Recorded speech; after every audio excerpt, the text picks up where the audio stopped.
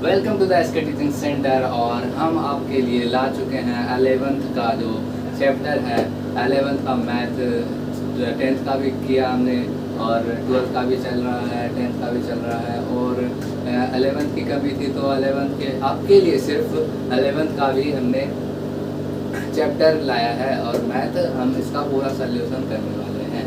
तो उससे पहले हमारे चैनल को लाइक करें, बहुत सारे लोगों में शेयर करें और कमेंट करें हमारे वीडियोस के नीचे कैसे लगते हैं हमारे वीडियोस, ठीक है। और आपके कमेंट, आपके सब्सक्राइब से हमें और भी बनाने का मोटिव मिलता है कि हमें और भी ज़्यादा वीडियोस बनानी चाहिए।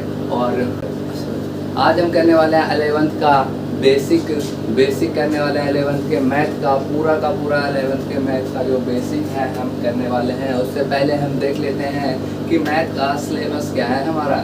तो बेसिकली 11th उतना कोई पढ़ता नहीं है, ठीक है। तो 11th में लोग ऐसे ही कर लेते हैं कि मतलब 11th है तो इसका तो एग्ज़ाम होगा नहीं, बिहार बोर्ड के लिए, है ना। और मतलब इसका बोर्ड लेवल पे तो एग्ज़ाम होता नहीं है, लेकिन फिर भी आप लोगों को हम पूरा एकदम थ्योरी के साथ हर चीज़ को एकदम डीपली बताएंगे और पूरा सिलेबस को कवर करेंगे। चलिए, सिलेबस हमारा क्या है। सबसे पहला है मैथ का सिलेबस जो है सेट थ्योरी, और दूसरा है मैथमेटिकल लॉजिक, तीसरा है प्रोबेबिलिटी, और चौथा है स्टैटिक्स, और पांचवा है ट्रिगोनोमेट्री, छठा है कैलकुलस, सातवां है अलजेब्रा, और आठवां है कोऑर्डिनेट जियोमेट्री।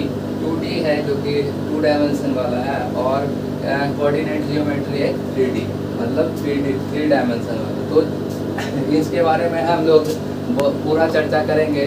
तो आज सबसे पहले हम लोग इसका बेसिक जान लेते हैं और हम लोग पूरे चैप्टर का मतलब पूरे का जो है बेसिक अगर हम लोग को पता हो जाएगा तो हम लोग पूरा चैप्टर डील कर सकते हैं। तो चलिए हम लोग बेसिक पे तो आते हैं। बेसिक पॉइंट हमारा है सबसे पहले कैंसलेशन लॉ, है ना।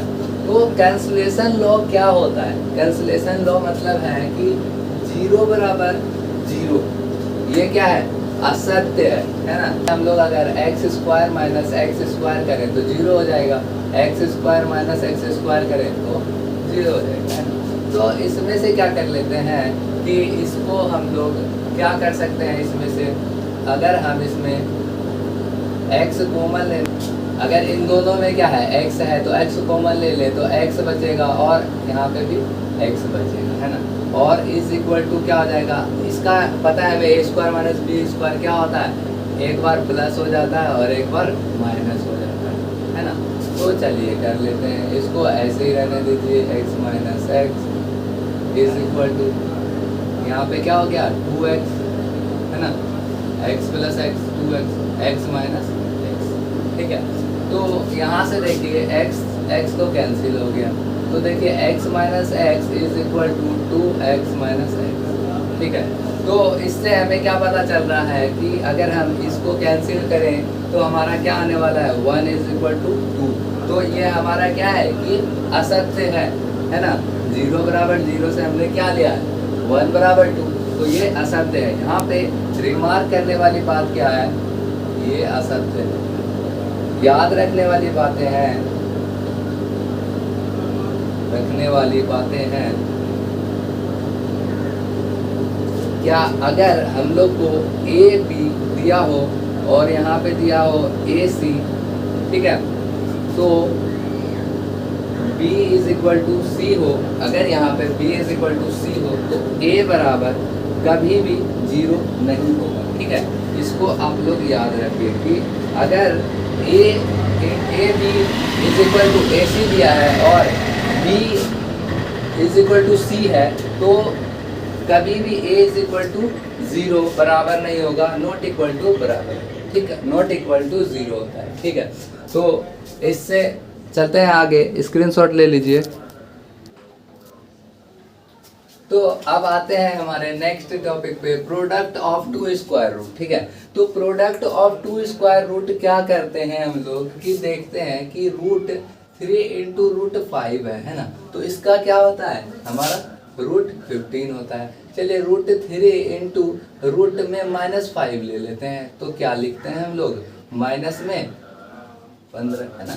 अब चलिए यहाँ पे लिख लेते हैं -3 और 5 ले लेते हैं, तो इज इक्वल टू क्या आ जाता है हमारा 15। लेकिन ये गलत है ना, मतलब कि ये असत्य है। कैसे है, चलिए प्रूव करते हैं इसको। तो इसके लिए हम लोग क्या करते हैं, हम लोग को पता है I square is equal to -1 होता है ना। जिसको नहीं पता वो लिख लीजिए। चलिए इसको अगर हम इसको करना चाहें √3 और इनटू में -1 लिख सकते हैं क्या इसको, ठीक है, इनटू 5 इनटू -1 कर सकते हैं इसको। चलिए इधर क्या हो रहा है हमारा √3 और इसको क्या लिख सकते हैं आई स्क्वायर, क्योंकि अभी हमने बताया माइनस का क्या होता है I square into √5 into I square, है ना। तो चलिए कर लेते हैं, रूट से बाहर गया आई क्या हो जाएगा, आई हो जाएगा। रूट से बाहर गया आई स्क्वायर था, आई हो गया। अब देखिए ये कट के ये तो प्लस वाला तो कोई टेंशन नहीं है, इसमें आ जाएगा। ये क्या हो जाता है आई स्क्वायर, है ना। तो आई स्क्वायर का मान हमने क्या बताया -1 होता है। अगर हम -1 से गुना करें तो -1 तो बाहर आ जाएगा, जो कि हमारा क्या है, ये लिखना गलत हो सकता है ना। ये असत्य है और ये सही है, ठीक है। तो चलिए चलते हैं नेक्स्ट टॉपिक पे।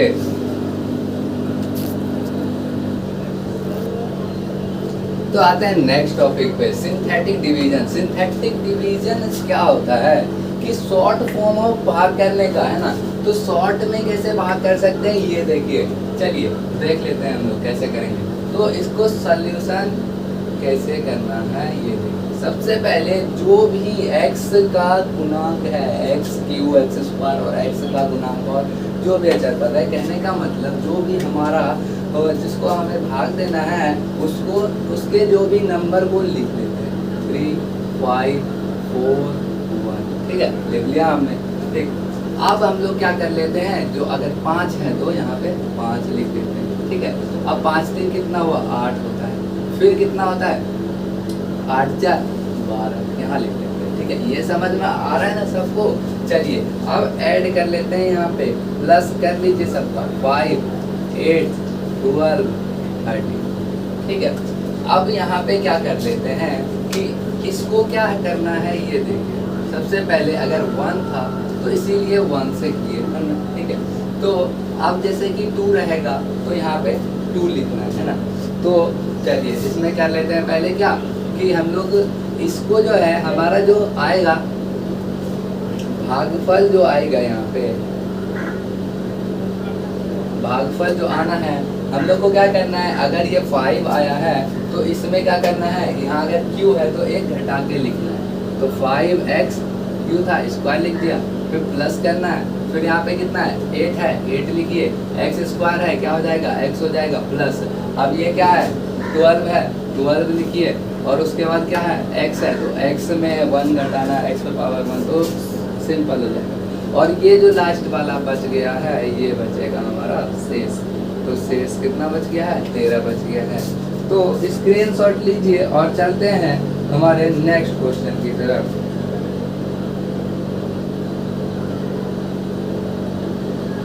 और एक चीज और ध्यान में रखिए कि जैसे कि यहाँ पे हम लोग क्या किए कि 5 था तो 5 लिख दिए, ठीक है। कैसे लिखे, 5 को 1 से गुना करके लिखे। अब देखिए 5 3 क्या हुआ 8, 8 को 1 से गुना किए इसीलिए 8 आया, 8 4 12 को 1 से गुना किए इसीलिए 12 आया।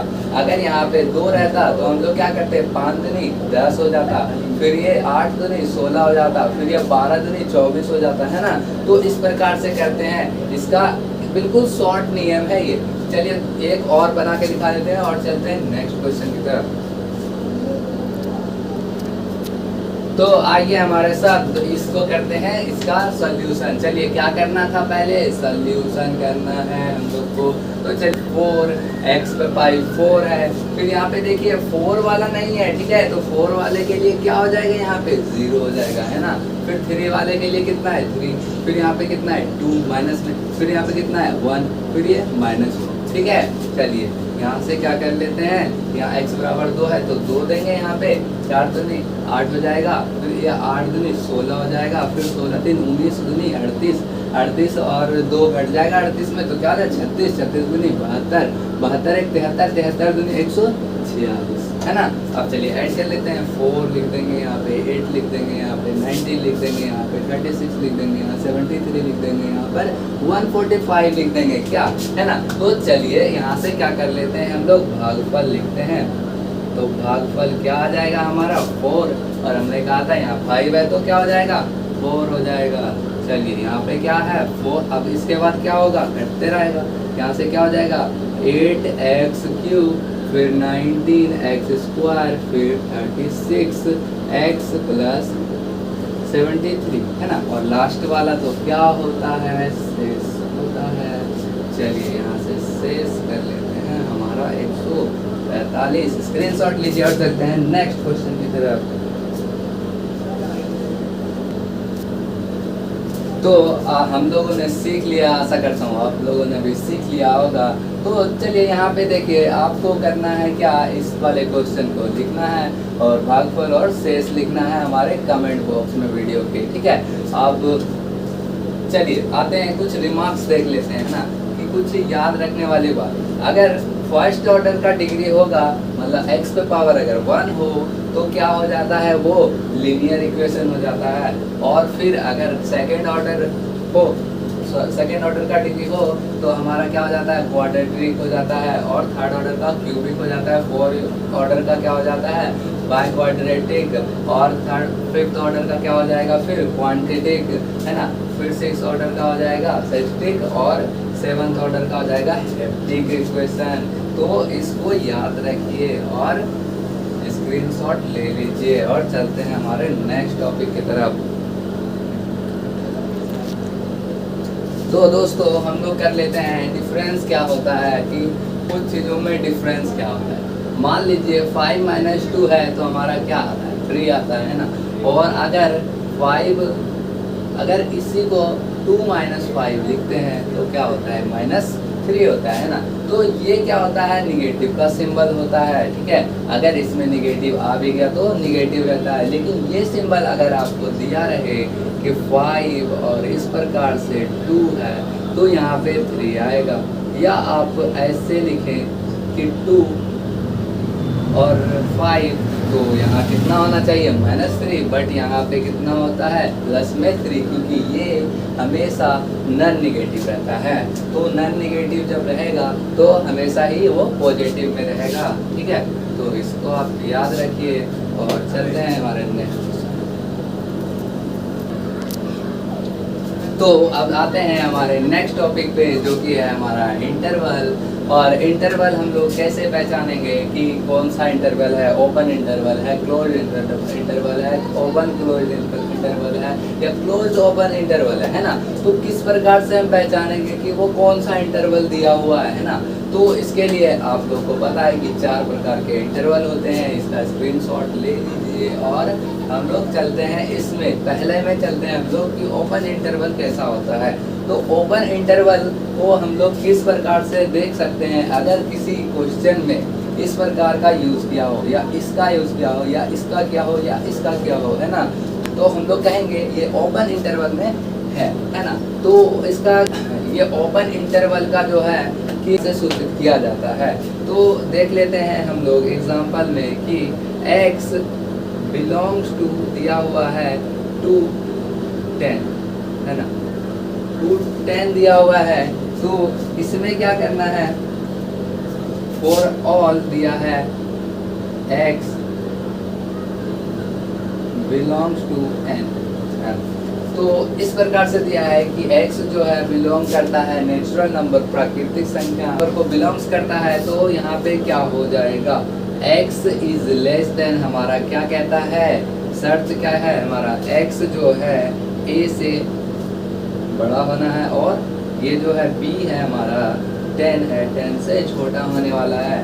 तो हमारा क्या हो जाएगा यहाँ से आंसर, कि x का मान जो होगा हमारा कि 2 तो नहीं होगा, 3 हो सकता है, 4 हो सकता है, 5 हो सकता है, 6 हो सकता है, 7 हो सकता है, 8 हो सकता है, 9 हो सकता है, 10 नहीं हो सकता, है ना।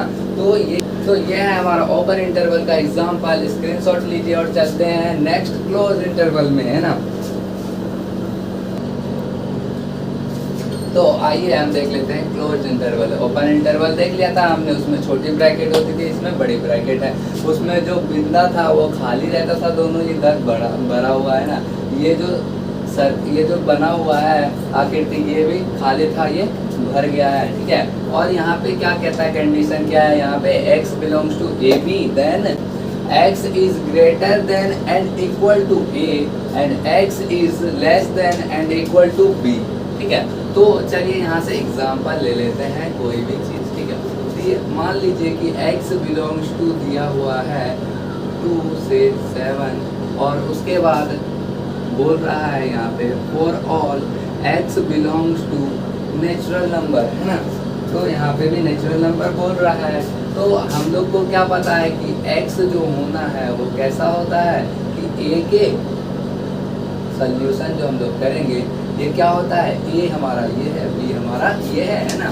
तो a हमारा क्या है, 2 है, तो 2 इधर, फिर ये क्या होना है, लेस देन है इक्वल टू, यहाँ पे कितना 7। तो कहने का मतलब है x का मान जो है 2 के बराबर और उससे बड़े हो सकते हैं, और 7 के बराबर और 7 से छोटे हो सकते हैं। तो यहाँ पे x का मान क्या हो जाएगा, बोलिए बोलिए, 2 3 4 5 6 7, है ना, क्योंकि इसमें 7 भी हो सकता है, इक्वल टू है इसीलिए, है ना। चलिए ओपन क्लोज इंटरवल क्या होता है ये देखिए। इसमें क्या है कि ओपन क्लोज इंटरवल है, तो यहाँ पे क्या होगा, ये वाला ओपन हो जाएगा, पहला वाला ओपन है, ये क्लोज्ड है, और ये देखिए पहला वाला ओपन है, ये क्लोज्ड है, ओपन क्लोज्ड, है ना। तो इसको इससे सूचित कर सकते हैं, ज़्यादा काम यही वाला आता है, ठीक है।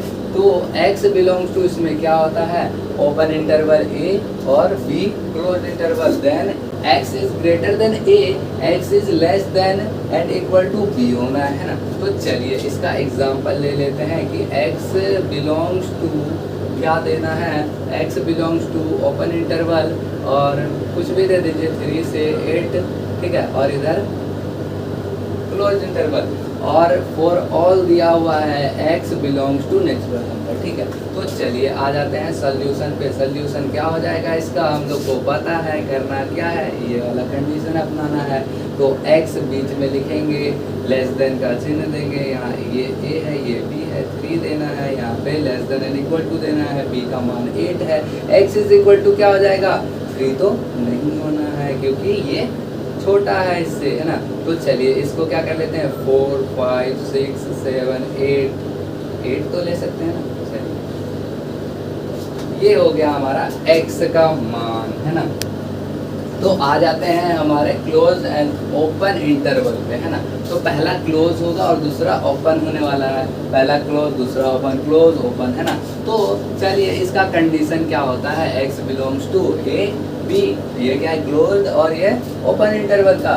तो देन a से नहीं, x is greater than and less, greater than and equal to a and x is less than b। तो चलिए क्या होने वाला है, ये कंडीशन होने वाला है। एग्जांपल हम लोग कोई सा भी ले लेते हैं, x बिलोंग्स टू ले लेते हैं क्लोज इंटरवल 2 से 5 ले लेते हैं, और ओपन इंटरवल बंद कर देते हैं इसको, देन फॉर ऑल कर लेते हैं x बिलोंग्स टू m, ठीक है। तो चलिए हमारा एग्जांपल ये है, और हमें क्या करना है, x का वैल्यू निकालना है। चलिए तो हम लोग को दिया हुआ है क्लोज इंटरवल ओपन इंटरवल, तो हमें पता चलता है क्लोज एंड ओपन इंटरवल है। तो चलिए यहाँ से कर लेते हैं, इसका कंडीशन क्या होता है, x is less than equal to a, ठीक है, और इधर क्या होना है, b, ठीक है। तो हमारा a का जगह क्या लिया हुआ है, 2 लिया हुआ है, और b का जगह क्या लिया हुआ है, 5 लिया हुआ है। तो x का मान जो आने वाला है हमारा, तो क्या आने वाला है, 2 इक्वल है, तो 2 भी आ सकता है, 3 भी आ सकता है, 4 भी आ सकता है, लेकिन 5 नहीं आ सकता, ठीक है। तो x का वैल्यू यही है, आंसर हमारा यही है। स्क्रीनशॉट लीजिए। और एक चीज़ और यहाँ पे देखिए, ऐसे तो ये वाला तो सबको याद रहेगा या नहीं रहेगा, इतना चीज़ सबको याद रखना है, ठीक है। यहाँ से क्या कर लेते हैं, अगर कोई क्वेश्चन आएगा, क्वेश्चन में ये सब तो नहीं रहेगा, लेकिन उतना ये सब तो नहीं रहने वाला है, लेकिन वो सिर्फ ऐसे याद रखने के लिए है। चलिए ये है हमारा कि ये जो दोनों तरफ ओपन रहता है, तो ये ओपन इंटरवल का क्या कंडीशन है, x is greater than a and x is less than and equal to b। और हमारा क्या है कि अगर ये क्लोज एंड ओपन इंटरवल हो तो क्या करते हैं, x is greater than and equal to a और x is less than b होने वाला है। तो ये चीज़ आपको याद रखना है, स्क्रीनशॉट लीजिए और बहुत काम आने वाला है ये चैप्टर बनाने में। तो चलते हैं नेक्स्ट टॉपिक की तरफ। तो हमारा नेक्स्ट टॉपिक है डिटर्मिनेंट, है ना। डिटर्मिनेंट क्या है कि डिटर्मिनेंट अगर आपको इस प्रकार से दिया है, डिटर्मिनेंट को इस प्रकार सूचित करते हैं कि 2 5 4 3 इस प्रकार से दिया हुआ है, इसको हल करने बोलेगा। तो हल कैसे करते हैं कि इधर से कर लेते हैं कोना कोनी गुना और इससे ऐसे कर लेते हैं, ठीक है। तो डिटर्मिनेंट कैसे करते हैं, 4 दूनी 8 हो जाएगा और माइनस का चिन्ह देते हैं, 5 चौक 20, तो आंसर आ गया हमारा -12, है ना। तो बहुत सिंपल है डिटर्मिनेंट करना, ठीक है। अब जैसे कि 3 अंक है तो इसमें थोड़ा सा लगता है 1 2 3 कुछ भी है, ठीक है।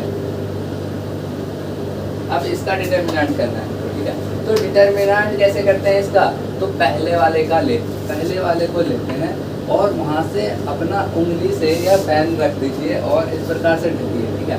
तो देखिए क्या क्या बच गया हमारा, तो इसको ले लीजिए और बच गया क्या 1 2 1 3, ठीक है। फिर यहाँ पे क्या रूल होता है, ये प्लस होता है, ये माइनस होता है, ये प्लस होता है, ठीक है। तो चलिए अब 2 लेते हैं हम लोग, लेकिन माइनस का 2 लेंगे, ठीक है। तो अब 2 को ढकिए और हमारा क्या बच गया है 4 2 2, है ना। तो अब क्या बचा है, तीसरे नंबर का लेना है। तो यहाँ से क्या हो जाएगा 3 ले लीजिए, ठीक है, वहाँ पे स्पेस नहीं है। तो चलिए यहाँ से अगर हम 3 लें तो क्या बचा है 4 1 2 1 4 1 2 1, ठीक है। तो आप सल्यूशन कीजिए, यहाँ से सल्यूशन कीजिए। अब डिटर्मिनेंट तो 2 का तो पता ही है ना, करना क्या है, कोना कोनी गुना करना है और बीच में माइनस दे देना है। तो कर लीजिए, इसका कोना कोनी गुना होगा 3, इसका कोना कोनी 2, माइनस हो गया, -2 लेंगे यहाँ पे 12 और -4, फिर यहाँ पे +3 लेना है और यहाँ पे 4 -2 हो गया। चलिए इसका सॉल्व कीजिए, 1 1, फिर ये 2 × 8, फिर प्लस का सिंबल इंटू 2, चलिए 1 -10, फिर +6, ये क्या हो गया 7 -10, तो -3 आ गया हमारा डिटर्मिनेंट का आंसर आ गया। तो इसी प्रकार से डिटर्मिनेंट कीजिए। और एक अदर रूल होता है जो कि हम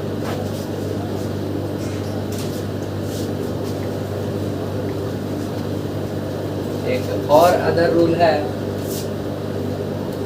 मान लीजिए आपको दिया हुआ है 1 2 3 4 1 2 1 1 1 इस प्रकार से दिया है डिटर्मिनेंट और आपको डिटर्मिनेंट करना नहीं आता, तो देखिए इसका बिल्कुल सिंपल सा फंडा है। तो सबसे पहले 1 4 1 लिखिए, 2 1 1 लिखिए, 3 2 1 लिखिए, ठीक है, लिख लिया आपने, है ना। चलिए अब पहले कॉलम को लिख लीजिए फिर से, ठीक है, पहले कॉलम को फिर से लिख लिया आपने, फिर दूसरे कॉलम को भी फिर से लिख लीजिए, ठीक है। ऐसा हमने इसलिए किया क्योंकि हमारा क्या होना है, ये घटना है, 3 चीज कट चुका है हमारा और सबको गुना करके लिख दीजिए, 1 4 2 2 3 4 4 एकम 4, फिर 4 से अब 12 एकम 12, है ना। तो अब माइनस का चिन्ह दे दीजिए और नीचे से लेके जाइए, क्या हो गया 3 एकम 3 3 हो गया, फिर प्लस ये क्या हो गया 2 एकम 2, फिर ये क्या हो गया 4 दूनी, चलिए यहाँ से क्या हो गया 12 13 17, फिर यहाँ पे कितना हो गया 13, तो आ गया हमारा आंसर 4, ठीक है। इस प्रकार से भी आप बना सकते हैं, कोई गलत नहीं करेगा, और उस प्रकार से भी बना सकते हैं। तो आपको जोन सा रूल अच्छा लगे उससे बनाइए आप, ठीक है। तो स्क्रीनशॉट लीजिए इसका और चलते हैं नेक्स्ट टॉपिक पे। नेक्स्ट है हमारा क्रॉस मल्टीप्लिकेशन। कहने का मतलब है कि वज्र गुणनखंड के नाम से भी जानते हैं, आप लोगों ने सबने बनाया होगा 10th क्लास में। तो यहाँ से हम लोग क्या करते हैं कि हम लोग को पता है कि अगर इस प्रकार से रहे तो हम लोग क्या करते हैं 6 लिखिए और उसके नीचे लिख दीजिए डिटर्मिनेंट के रूप में जो x को जो x को हटा के आया हमारा, तो b1 आया और b2 आया, फिर c1 और c2 आया, इज इक्वल टू दूसरे वाले में माइनस देना है, क्योंकि डिटर्मिनेंट में क्या होता था, पहला वाला प्लस में, दूसरा माइनस, तीसरा प्लस में। तो चलिए अब बी को ढकते हैं, क्या आ गया, A1 A2 और C1 C2, इसको भी डिटर्मिनेंट में कीजिए। और हमारा क्या होता था इसमें C1, तो C क्या होता है, एक अचर पद होता है, इसलिए 1 लेते हैं। इसलिए यहाँ पे क्या ले लिया हमने कि A1 ले लिया, A2 ले लिया और B1 B2 ले लिया, ठीक है। तो अब हमारा क्या सूत्र बन जाएगा, x बटे यहाँ से गुना होगा B1 C2, तो क्या हो जाएगा माइनस B2 C1, ठीक है। फिर is equal to minus y A1 C2 minus A2 C1 is equal to 1 by A1 B2 minus A2 B1, ठीक है। तो ऐसे ही करते हैं हम लोग कि बी सी ये सी ए बी है ना, पे रख के आप लोग सब सोल्यूशन कर लीजिए। करे ही होंगे आप लोगों ने, ये सिर्फ सूत्र बता दे हमने क्रॉस मल्टीप्लिकेशन का, क्या आता है सूत्र, क्या होता है, ये सूत्र हो जाता है, ठीक है। तो आते हैं हमारे नेक्स्ट टॉपिक पे, जो कि है क्वाड्रेटिक इक्वेशन, मतलब द्विघात समीकरण। सब लोगों ने पढ़ा है 10th में द्विघात समीकरण, और उसका रूल किस प्रकार से बनता है आइए देख लेते हैं। तो यहाँ से सबसे पहले करते हैं क्या, दोनों तरफ a से गुना करने पर, तो दोनों तरफ a से गुना कर दीजिए। तो a से अगर हम गुना करेंगे तो यहाँ पे ब्रैकेट लगा दीजिए, ax square plus bx plus c is equal to 0 into a, उधर भी तो करना है, यहाँ से कीजिए a square x square plus abx plus ca is equal to 0।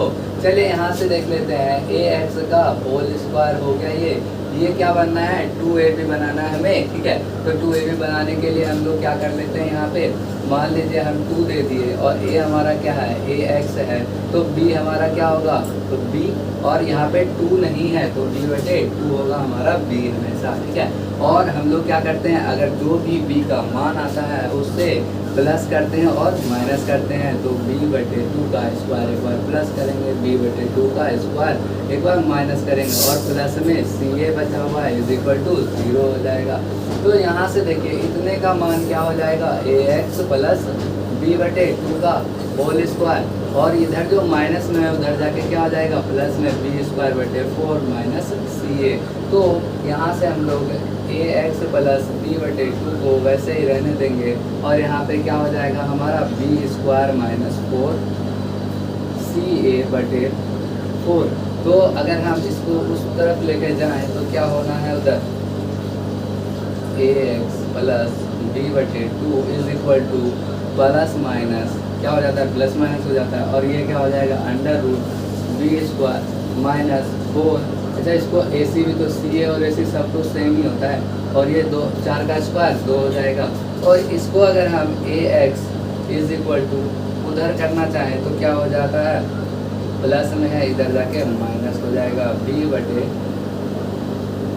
2 plus minus चल रहा है यहाँ पे b स्क्वायर माइनस 4ac, और अपॉन में 2 चल रहा है। तो यहाँ से अगर हम x बराबर निकालना चाहें और इसका एलसीएम ले लें तो क्या आने वाला है, minus b plus minus under root b square minus 4ac, और अपॉन में आने वाला है 2 एलसीएम आया, और a से इधर जाके हो गया। तो ये हमारा x का मान आ गया, और x का मान अगर हम एक बार प्लस में लेते हैं, प्लस लेने पर अल्फ़ा बराबर माइनस b, यहाँ प्लस माइनस लेना है तो यहाँ प्लस ले रहे हैं तो plus under root b square minus 4ac, और अपॉन में 2a, ठीक है। और बीटा का मान क्या हो जाएगा, माइनस b, क्योंकि माइनस लेने पे आप ले लेते हैं, है ना। तो minus b square minus 4ac, और अपॉन में 2a आ जाएगा। स्क्रीनशॉट ले लीजिए। तो अब हम लोग आते हैं अल्फ़ा प्लस बीटा का मान हम सबको पता है कि माइनस b बाय a होता है, और अल्फ़ा इंटू बीटा का मान c बाय a होता है। और किस प्रकार से होता है ये हम लोग देख लेते हैं इसका। तो अल्फ़ा का मान आया था हमारा minus b plus under root b square minus 4ac upon में 2a, ठीक है। उसको बाद में करेंगे। प्लस में है बीटा का मान है minus b square minus 4ac upon में 2a। तो हमारा एलसीएम आ जाएगा सेम b प्लस ये दोनों हो जाना है कैंसिल 4ac माइनस b और ये जो है माइनस हो गया इसका और ये भी माइनस हो जाएगा b स्क्वायर माइनस 4ac। तो यहाँ से क्या आ रहा है हमारा 2a तो है। तो ये देखिए ये दोनों कैंसिल हो गया और यहाँ क्या हो गया माइनस 2b बटे 2a 2 कैंसिल हो गया माइनस b बाय a हो गया है ना। तो अब कर लेते हैं a इंटू बी प्रूफ। तो a इंटू बी करेंगे तो a का मान हमारा ये है और b का मान ये है, कहने का मतलब अल्फ़ा का मान ये है और बीटा का मान ये। तो अल्फ़ा का मान जो है नीचे जो है क्या आना है 2 दूनी 4a स्क्वायर आना है, ठीक है। अब देखिए यहाँ पे ये क्या हो रहा है a plus b a minus b. तो इसका क्या होता है सूत्र a का स्क्वायर माइनस b का स्क्वायर।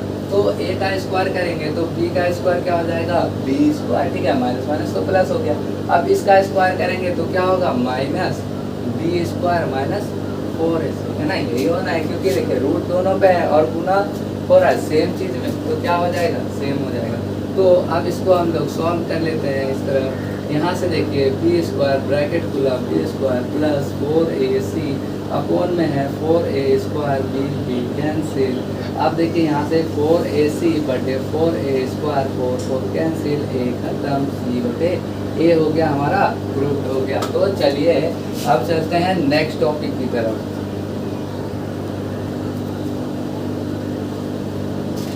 क्वाड्रेटिक इक्वेशन में एक और चीज़ है जो फॉर्मूला हमेशा बच्चे भूल जाते हैं। तो हमारा क्या है वो फॉर्मूला कि अगर हमको बोलेगा द्विघात समीकरण को लिखने के लिए तो हमेशा हम लोग लिखते हैं x प्लस अल्फा बीटा, है ना। तो अगर द्विघात समीकरण का बोला जाए तो इस प्रकार से लिख देंगे। बट क्या होता है कभी अच्छे से अच्छे स्टूडेंट को यहाँ माइनस प्लस में क्या होता है दिक्कत हो जाता है, ठीक है। तो ये किस प्रकार से आता है ये देखिए। अगर हमें ये द्विघात समीकरण इस टाइप का होता है, ठीक है। तो इसमें से अगर हम a कॉमन ले ले तो क्या बचेगा एक्स स्क्वायर प्लस बी बटे ए एक्स प्लस सी बटे, ठीक है। इतना चीज़ सबको समझ में आ रहा है। तो अब हम लोग को क्या पता है कि जो ये होता है b बटे a ये माइनस में होता है, ठीक है। तो अगर हम इसको ऐसे लिख सकते हैं क्या minus alpha plus beta into x और सी बाय ए का मान क्या होता है अल्फ़ा इंटू बीटा और a जो है इस तरफ जाके गुना हो जाता है और 0 हो जाता है। तो हम लोग लिख सकते हैं इस प्रकार से, ठीक है। अब ये मुझे लगता है नहीं भूलेंगे आप लोग। तो चलते हैं नेक्स्ट टॉपिक पे।